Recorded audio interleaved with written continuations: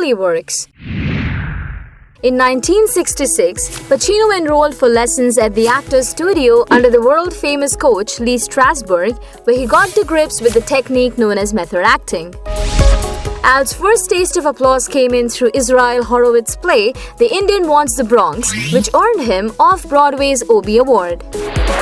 The next year, he graduated to Broadway and won a Tony for his chilling performance in Don Peterson's Does a Tiger Wear a Necktie? Along the way, there was a bit part in a Patty Duke movie called Me, Natalie, followed by more rewarding excursions to Boston. In 1971, Pacino had his first starring role on film in Jerry Schatzberg's Panic in Needle Park. Critics admired his performance, but it was a huge disappointment at the box office. During later interviews, he spoke about Strasberg and the studio's effect on his career, saying, "The Actors Studio meant so much to me in my life. Lee Strasberg hasn't been given the credit he deserves.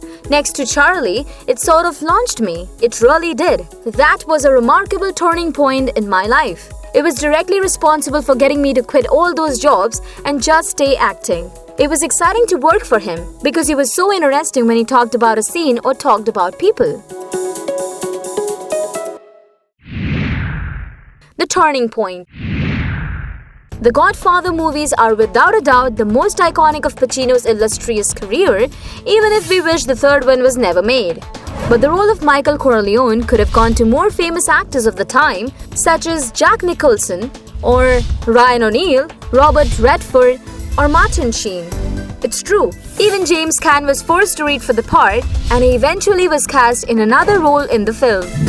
It's been reported that Francis Ford Coppola, who wrote and directed the trilogy, has said he always envisioned Pacino as Michael Corleone while reading the Mario Puzo book. However, the studio executives did not agree. But after they finally signed off on Pacino, it actually took a serious moment of life imitating art in which a real mobster intervened to get Pacino off another project and on to The Godfather. As they say, you cannot make this stuff up. Oh, what could have been. Sometimes, the story of how a movie gets made is just as interesting, if not more so, than the final product. In Pacino's case, his list of passed-up parts is nearly as incredible as his actual filmography. How about Pacino as Han Solo? He says he passed on it because he didn't understand the script. Pacino could have been the lead in Apocalypse Now and Kramer vs. Kramer. Before it was an Eddie Murphy comedic vehicle, Beverly Hills Cop was supposed to be a serious crime thriller starring Pacino. He claims Bruce Willis would have no career if he hadn't turned down Die Hard. Then there is Slapshot, Close Encounters of the Third Kind, and Pretty Woman. But his biggest regret might just be losing on the Terrence Malick masterpiece, Days of Heaven. Money doesn't matter until it does. Pacino has always said he doesn't act for the money, but he reportedly refused to work on The Godfather Part 2 without changes to the script and a significant pay raise. How much more money exactly? Well, according to Variety, there was no question he would be compensated more generously than he was for The Godfather. For 2, he got a reported $500,000 plus a percentage, a package described at the time as a near 2,000% raise. Adjusted for inflation, it's over $2.7 million.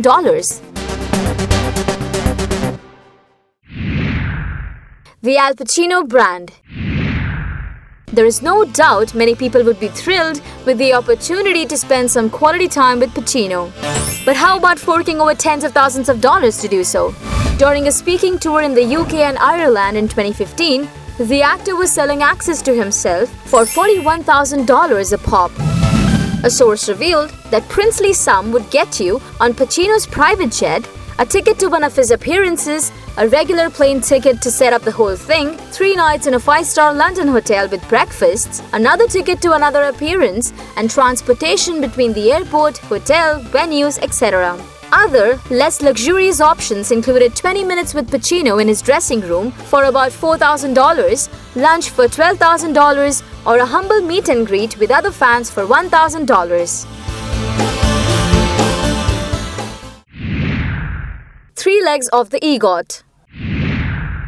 Pacino has won Emmys, Tonys, and an Oscar, making him just a Grammy away from the elusive EGOT. Surprisingly, it wasn't until Scent of a Woman that the Academy bestowed upon him a Best Actor Oscar.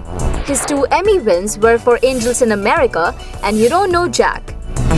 And he won Tony Awards for Does a Tiger Wear a Necktie and The Basic Training of Pablo Hummel.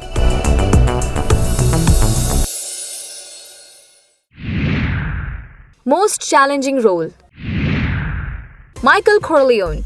Yes, talking to The Guardian, Pacino revealed, Michael Corleone in The Godfather was and still is the most difficult role I've played. I didn't see him as a gangster. I felt his power was his enigmatic quality. Unfortunately, the studio couldn't see that at first and were thinking of firing me. It was during my early career, a major movie with Marlon Brando, and no one other than Francis wanted me for the part.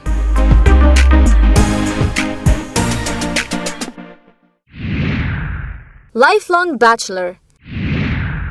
Despite the fact that Pacino has fathered 3 children, he has never married.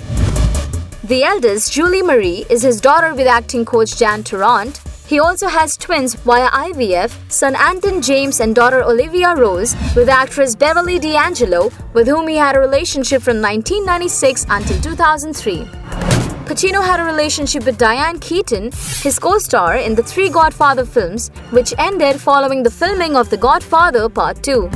He has had relationships with Tuesday Weld, Jill Clayburgh, Martha Keller, Kathleen Quinlan, and Lyndall Hobbs. Pacino had a 10-year relationship with Argentine actress Lucila Pollack from 2008 to 2018. Though the couple never married, Pollack's daughter Camila Morone refers to Pacino as her stepfather.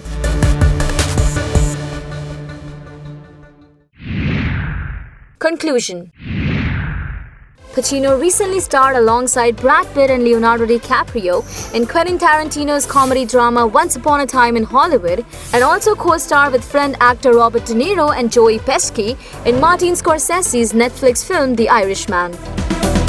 He will next be seen playing Mayor Offerman, a fictional Nazi hunter in the Amazon video series Hunters.